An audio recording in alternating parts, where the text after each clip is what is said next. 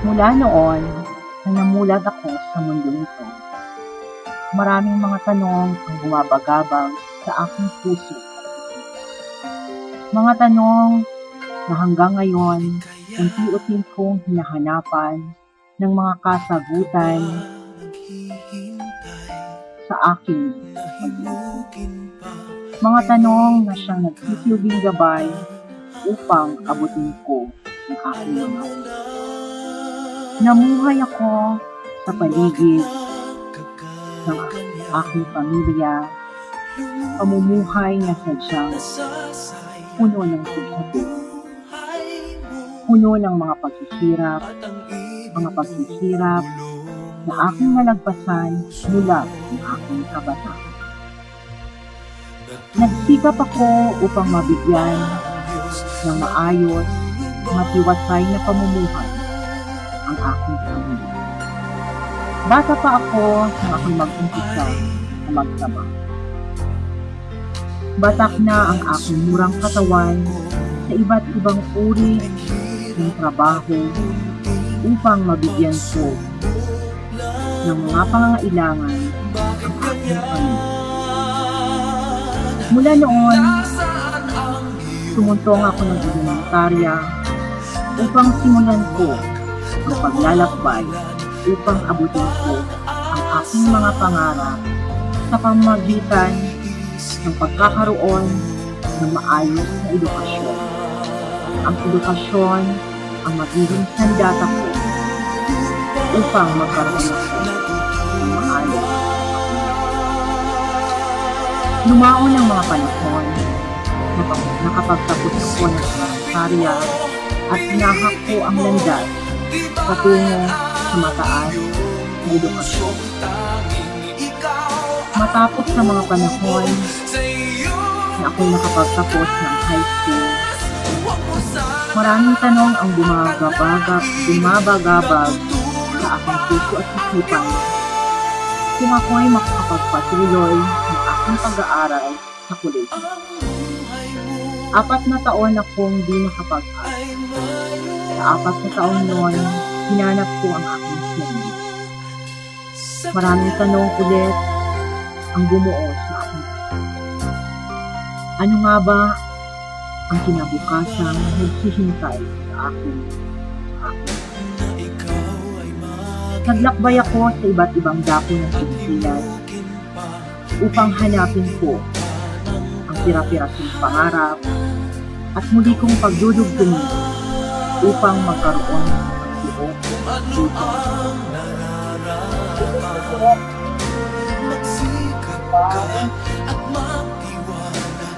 Kalaunan, nahanap ko din ang pagkakataon na muling makabalik sa eskwela.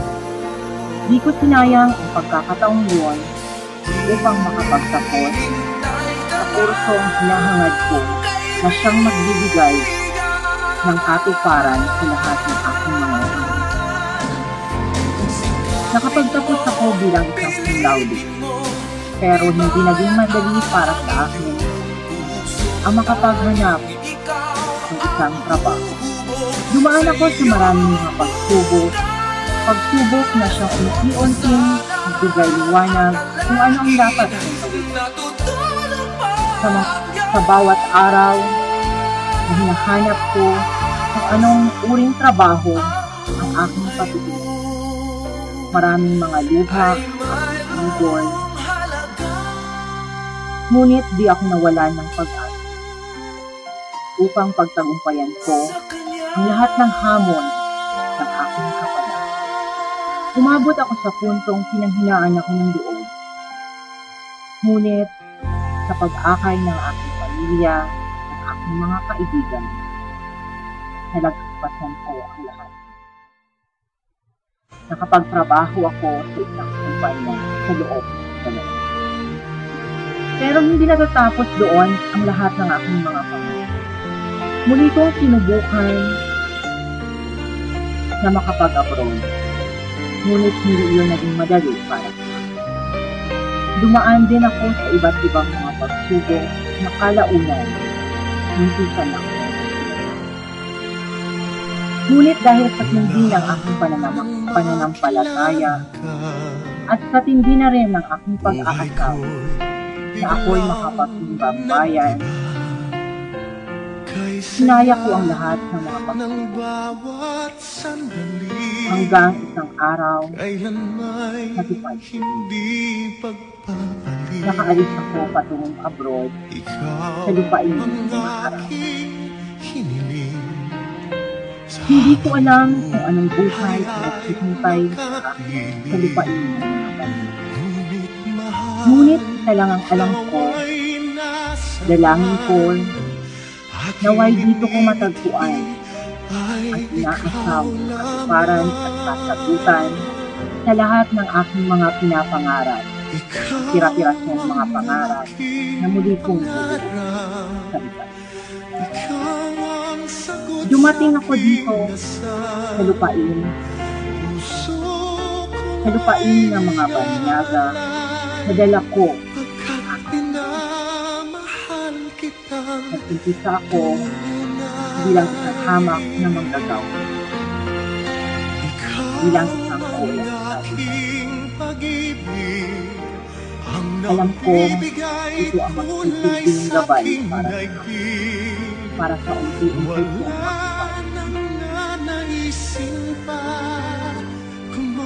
kong nagbuhay ako ng matiwasang trabaho at pinigil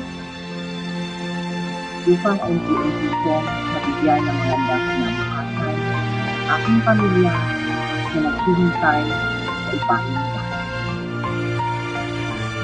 Lumipas ang mga panahon, ang mga oras, ang mga gabi, isang buwan, 2 buwan, mga buwan na naging taon, lumipas ng 2 taon. At kaya ito na naman ako, patuloy pa rin akong nangangarap, pangarap, upang mabigyan ng magandang kinabukasan. Mga pangarap hanggang sa kasalukuyan, unti-unti kong inaabot. Kahit sa babaan, maibigay ko kung ano ang kinakailangan upang mabigyan ko ng matiwasang buhay ang aking pamilya na puno ng pagmamahalan, pagkakabuti-buti na minsan pa'y itinakait sa akin ng tagpan noon at kahit hanggang unti-unti kong inaabot ang lahat ng ito.